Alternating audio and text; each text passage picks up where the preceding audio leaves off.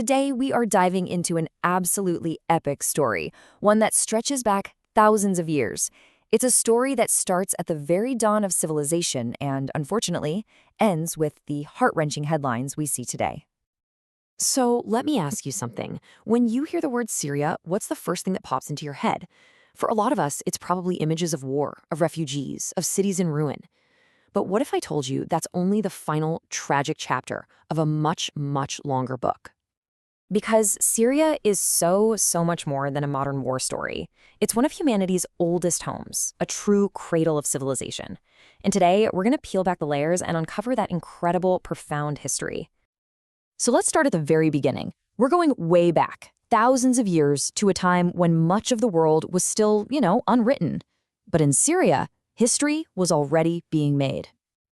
We're talking over 5,000 years ago, long before Athens or Rome were even on the map. Mighty city-states were rising up from these plains, places like Ebla, Mari, and Ogarit. These weren't just little villages. No, they were bustling centers of trade, culture, and serious power. And get this, dug up from the ruins of Ugarit, archaeologists found one of the world's very first alphabets. I mean, just think about the power of that. This is real, tangible proof that Syria wasn't just a place on a map. It was a birthplace for human communication itself. But here's the thing about being at the crossroads of the ancient world. It comes with a price.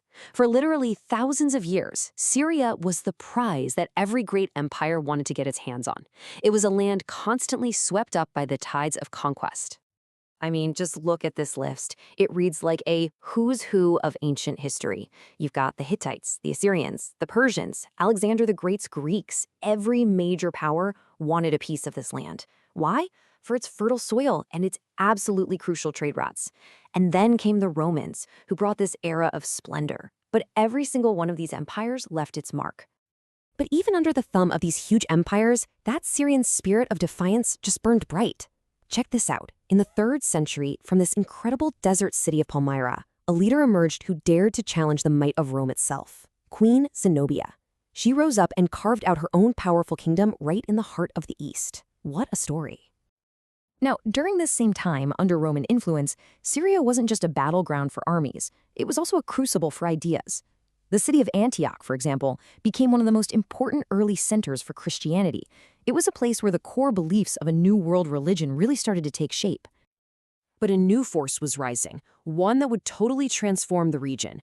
Syria was about to go from being a prize fought over by empires to becoming the very heart of one.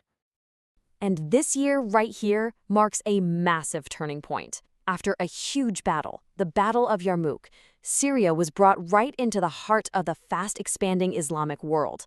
This completely set the stage for a new golden age. Under the Umayyad Caliphate, the capital of this huge new empire actually moved to Damascus, and it became a beacon of art, science, and just stunning architecture, a city of gardens and light. The incredible Umayyad Mosque, built right there, became a symbol of a civilization at its absolute peak. But, as we all know, no golden age lasts forever. This era of peace and prosperity would soon face a trial by fire, with powerful new invasions coming from both the East and the West. And this set the stage for a truly epic clash of worlds. From the West, you had armies of crusaders arriving, trying to conquer the Holy Land for Christianity. And rising up to meet them was a legendary figure born from this very region, Salah ad-Din, or as he's better known in the West, Saladin. Saladin wasn't just some brilliant general. He was a unifier. He managed to rally the Muslim world, and in 1187, he achieved his greatest victory, reclaiming Jerusalem. He became a hero, whose legacy, well, it endures to this very day. So after all the chaos of the Crusades, Syria actually entered a long period of relative stability. First, it was ruled by Saladin's own dynasty, then the Mamluks from Egypt, and finally, it became a really vital part of the huge Ottoman Empire, a period of rule that would last for over 400 years and would deeply shape the region. Okay, let's fast forward. As the 20th century dawned, the old empire started to crumble, and in their place, a new dream started to take hold, the dream of a modern, independent Syria. But this birth, well, it was going to be a difficult one. So after World War I, the Ottoman Empire was gone.